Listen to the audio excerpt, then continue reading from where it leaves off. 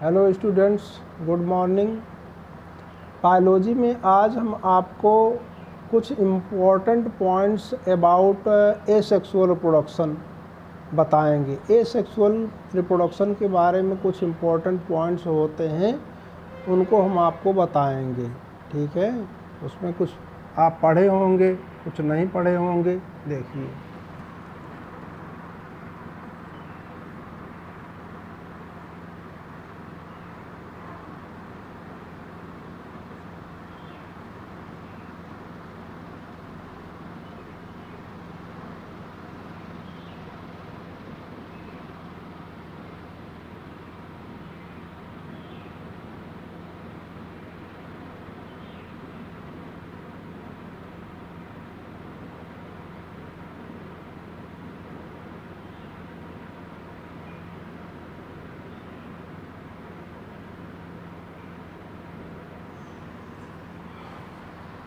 Asexual reproduction के बारे में सम इम्पोर्टेंट।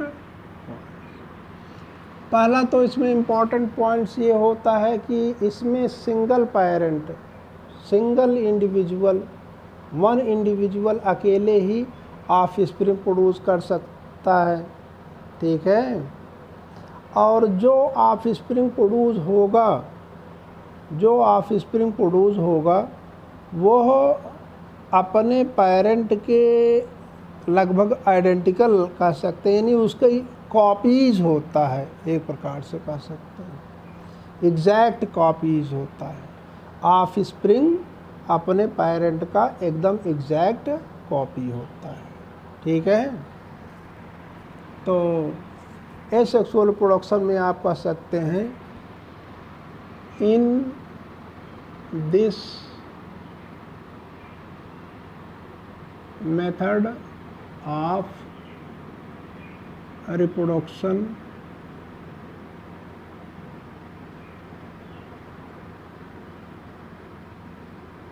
only one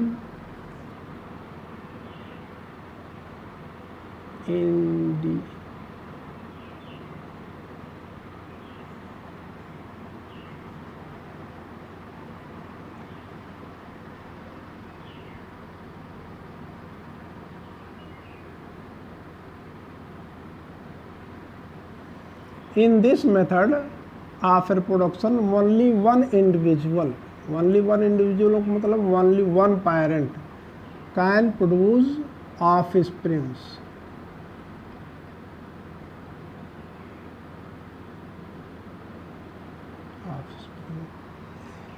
और ये ऑफस्प्रिंग अपने पेरेंट के का एग्जैक्ट कॉपी होता है। The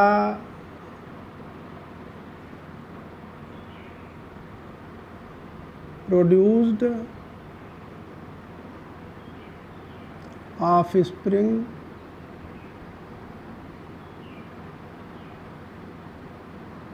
are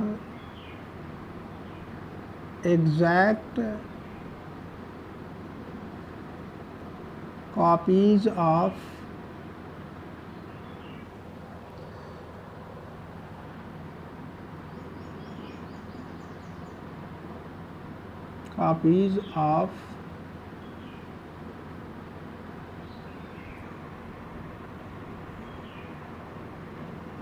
their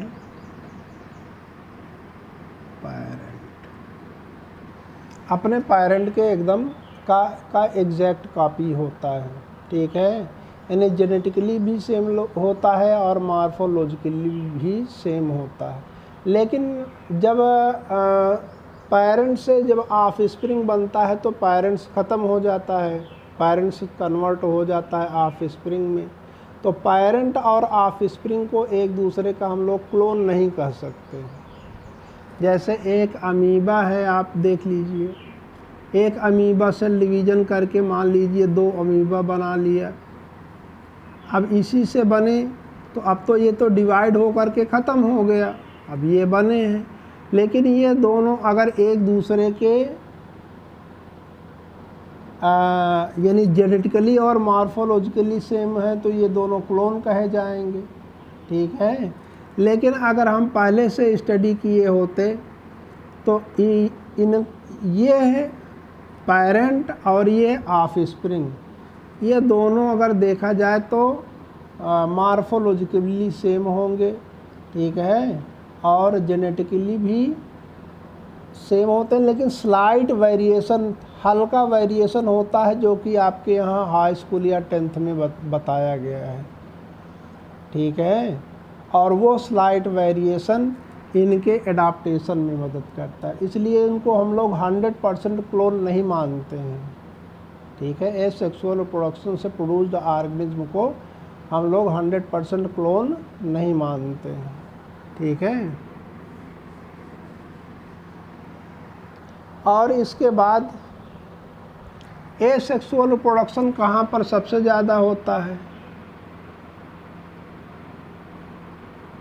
it is common in unicellular organism.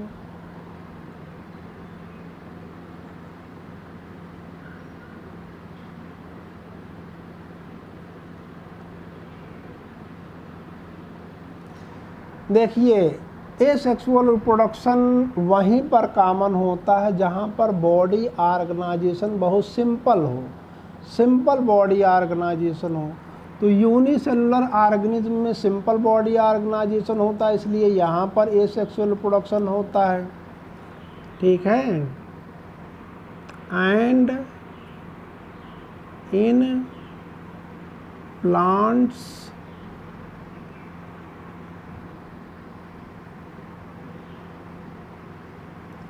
and animals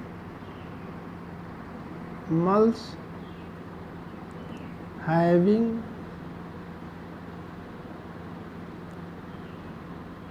simple body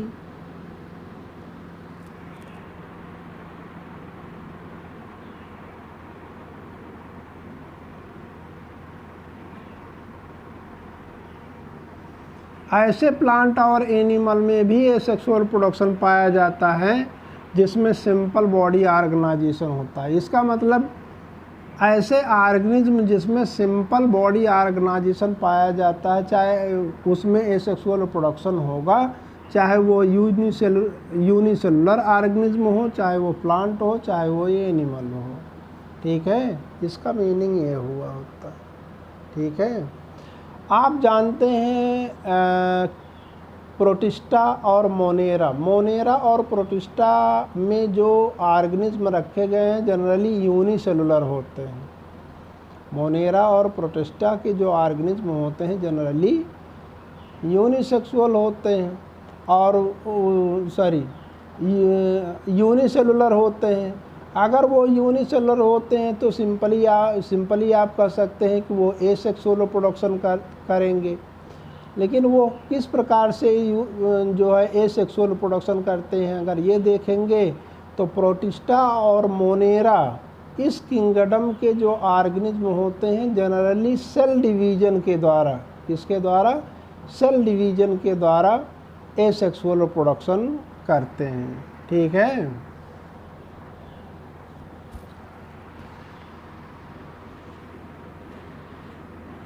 अगला पॉइंट यही आपका है in Monera and protista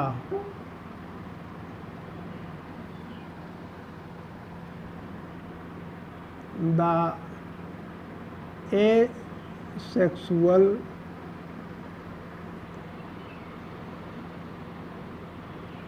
reproduction takes place by cell division।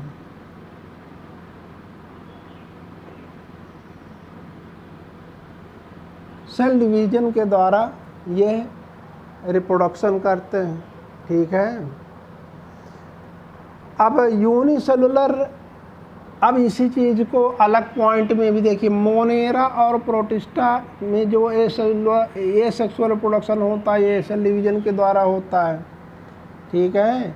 इसको मोनेरा प्रोटिस्टा नाम ना दे करके अगर कह दिया जाए कि यूनिसेलुलर ऑर्गेनिज्म में एसेक्सुअल रिप्रोडक्शन कैसे होता है, तो उसके लिए भी आप उसमें है वो मोनेरा और प्रोटिस्टा ही कह रहे हैं, लेकिन मोनेरा प्रोटिस्टा डायरेक्टली नाम नहीं ले रहे हैं, कह रहे हैं कि यूनिसेलुलर ऑर्गेनिज्म में एसेक्सुअल रिप्रोडक्शन किस मेथड के द्वारा होता है।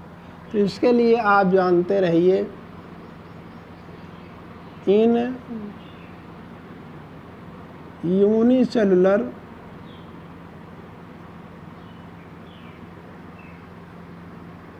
Organism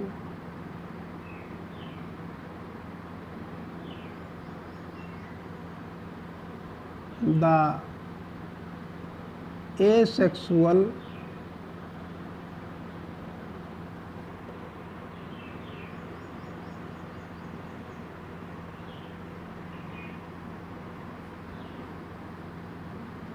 takes place by cell division।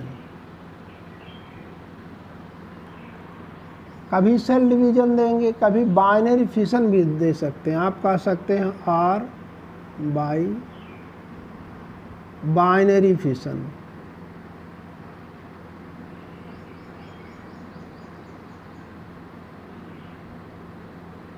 ठीक है। अब देखिए, अब इसका एग्जाम्पल अगर देखना चाहिए तो आप एग्जाम्पल में लिख सकते हैं अमीबा,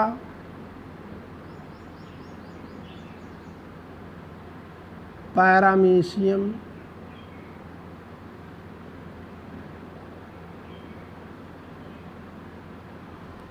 ठीक है।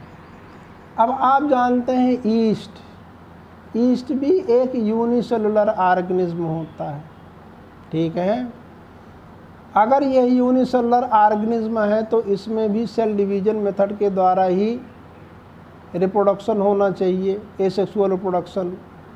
तो इसमें भी सेल डिवीजन के द्वारा ही एसेक्सुअल रिप्रोडक्शन होता है। लेकिन देखिए, जैसे ये ईस्ट होता है, ईस्ट ऐसे सर्कुलर शेप का होता है। जब ये सेल डिवीजन करना स्टार्ट करता है तो इसमें एक स्मॉल सेल और एक लार्ज सेल बनता है, एक ये बड़ा सेल और एक छोटा सेल बनता है। इसमें जो सेल डिवीजन होता है वो इक्वल नहीं होता, अनइक्वल होता है। और जो ये स्मॉल सेल बना है उस स्मॉल सेल को हम लोग बड के नाम से जानते हैं। और यह बड कुछ समय तक इस ईस्ट से, इस वाले से जो साइज में बड़ा है, इसके साथ कुछ समय तक अटैच रहेगा। फिर इसके बाद इससे अलग हो करके मैच्योर होगा, ग्रो करेगा और नया ईस्ट प्रोड्यूस करता है, जिसको हम लोग कह देते हैं कि एसेक्सुअल रिप्रोडक्शन बाई बडिंग, ठीक है। लेकिन है एक्चुअली वो रिप्रोडक्शन बाई सेल डिवीजन। तो ईस्ट के केस में हम लोग जान ले,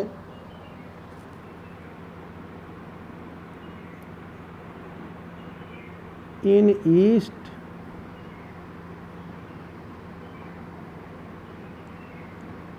unequal cell division takes place। Small cell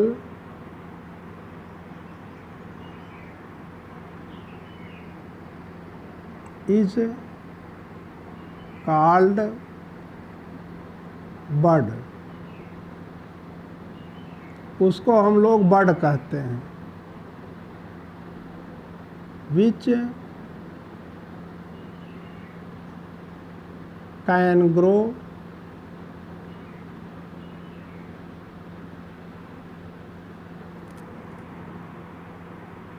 new east. जो नया ईस्ट बनाता है, ठीक है। तो ए सेक्सुअल रिप्रोडक्शन के बारे में इतना जितना पॉइंट्स आज बताया गया है, इसको आप लोग नोट्स कीजिएगा और लर्न कीजिएगा। आज के लिए बस इतना।